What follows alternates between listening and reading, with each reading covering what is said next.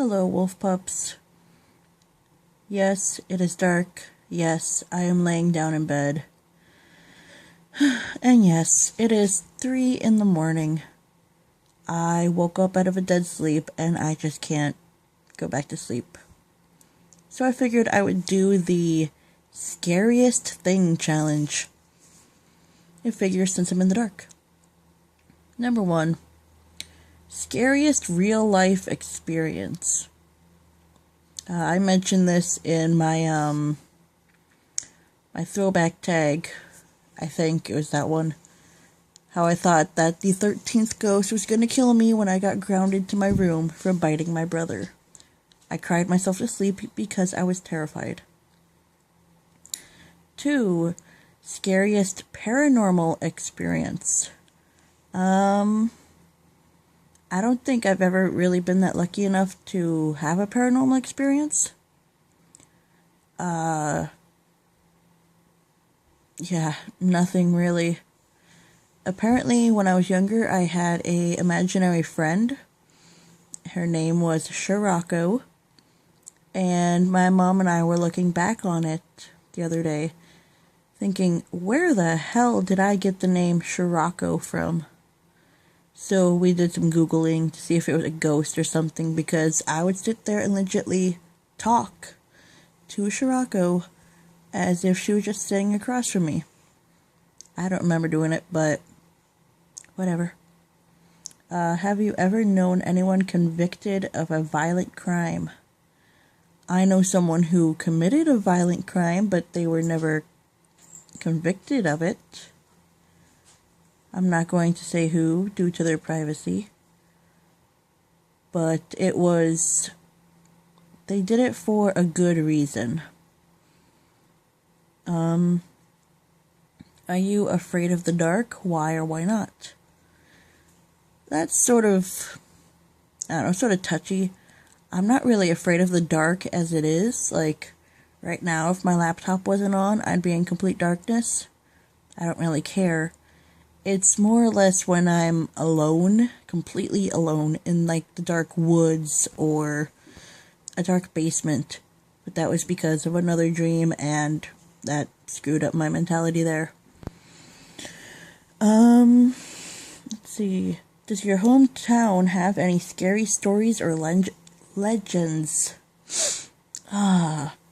In Hoyt Lakes, which I guess I can call my hometown, sort of. It's where I've been the longest in my life. But, in Hoyt Lakes, they say that the cemetery is haunted.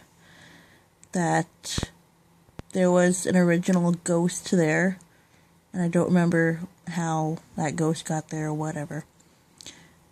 But then there was a story that a group of teenagers went to the cemetery to go see the ghost, and one girl got left behind, and her friends just abandoned her, and she was so scared that she died from fright, and that she's the second ghost walking around, and she's called the White Ghost.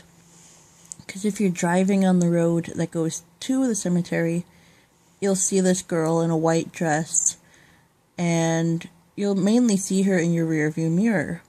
But some people will see her before they pass the cemetery, and they'll offer a ride to her to bring her home with Minnesota Nice and all. And she'll get in, and they'll take off, and they'll look back to ask her where to drop her off, and she won't be there. But yeah, I think that's the only thing in Hoyt Lakes itself. What's your favorite urban legend? I really don't know. What's your scariest nightmare?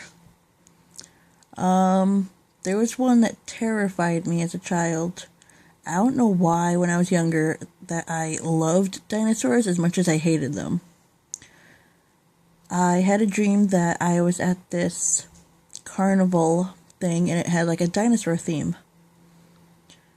Well, I was working as like a ticket taker for this dinosaur ride or whatever, and I was supposed to take the tickets and put them in this T-Rex head. It is just the head of a T-Rex, but you put it in its mouth and the teeth would shred it up so that it couldn't be reused.